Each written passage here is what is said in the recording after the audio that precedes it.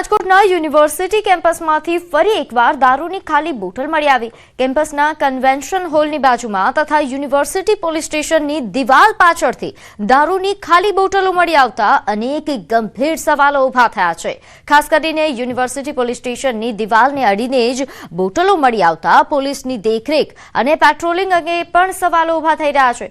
અગાઉ પણ યુનિવર્સિટી કેમ્પસમાંથી દારૂની ખાલી બોટલો મળ્યાની ઘટનાઓ સામે આવી છે। તેમ છતાં જવાબદાર તંત્ર દ્વારા અસરકારક કાર્યવાહી થતી ન હોવાનો આક્ષેપ થઈ રહ્યો છે। સુરક્ષા માટે વાર્ષિક અંદાજે 1 કરોડ રૂપિયાનો ખર્ચ થતો હોવા છતાં દારૂની ખાલી બોટલ મળતા અનેક સવાલો ઉઠી રહ્યા છે। યુનિવર્સિટી પોલીસ સ્ટેશનના દિવાલની અડોઅડ અલગ અલગ બ્રાન્ડની લગભગ દારૂની 7 જેટલી દારૂઓની બોટલો મળવી ક્યાંક ને ક્યાંક શિક્ષણ જગત માટે શરમજનક બાબત છે। સૌરાષ્ટ્ર યુનિવર્સિટીની પાછળ સિક્યુરિટી અને સુરક્ષા બાબતે 1 કરોડ જેટલું ટેન્ડર આપવામાં આવે છે। અલગ અલગ એક્સ આર્મી મેનને 40,000ના પગાર દરે 3 જણા રાખવામાં આવે છે અને તો એમ છતાંય આ અસામાજિક તત્વો પોતાનો મહેફિલોનો અડ્ડો બનાવતા હોય ત્યારે સિક્યુરિટી એજન્સી ઉપર સવાલો। ત્યારે હાલ વધુ વિગત સાથે મારી સાથે સંવાદદાતા અંકિત જોડાઈ ગયા છે। અંકિત, શિક્ષણના ધામમાં જ દારૂની બોટલો મળી આવે છે, નશાનો કારોબાર થઈ રહ્યો છે કે શું? ચોક્કસ, ખાસ કરીને જે પ્રકારે વિડીયો સામે આવ્યા છે તેમાં સ્પષ્ટપણે જોઈ શકાય છે કે દારૂની ખાલી જે જુદી જુદી બ્રાન્ડની જે બોટલો છે તે મળી આવી છે। ત્યારે સૌથી મોટો સવાલ તો એ જ ઉભો થઈ રહ્યો છે કે શું વિદ્યાના ધામમાં નશાકીય પ્રવૃત્તિ ચાલી રહી છે?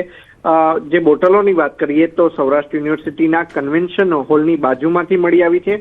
સાથોસાથ યુનિવર્સિટી પોલીસ સ્ટેશનની દિવાલ પાસે પણ જે દારૂની ખાલી બોટલો છે તે મળી આવી છે।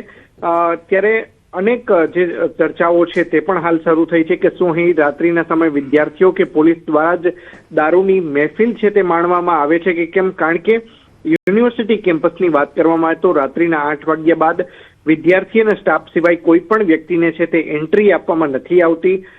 કરોડો રૂપિયાનો ખર્ચ છે તે સૌરાષ્ટ્ર યુનિવર્સિટી દ્વારા સિક્યુરિટી ગાર્ડ તેમજ સીસીટીવી કેમેરાની પાછળ છે તે ખર્ચવામાં આવે છે। ત્યારે કેમ્પસમાં લગાવવામાં આવેલા સીસીટીવી કેમેરા અને સિક્યુરિટી ગાર્ડ જાણે કે શોભાના ગાંઠિયા સમાન હોય તે પ્રકારની વાત પણ છે તે હાલ અત્યારે સામે આવી છે। ત્યારે યુનિવર્સિટી પોલીસ સ્ટેશનની બાજુમાં જ આ પ્રકારે દારૂની બોટલ છે તે જે નબીરાઓ હોય કે પછી જે નશેડીઓ હોય તેમના દ્વારા ફેંકવામાં આવી હોવાથી શું પોલીસને પણ આ બાબતે જાણ નથી? અનેક સવાલો છે તે હાલ અત્યારે ઊભા થઈ રહ્યા છે।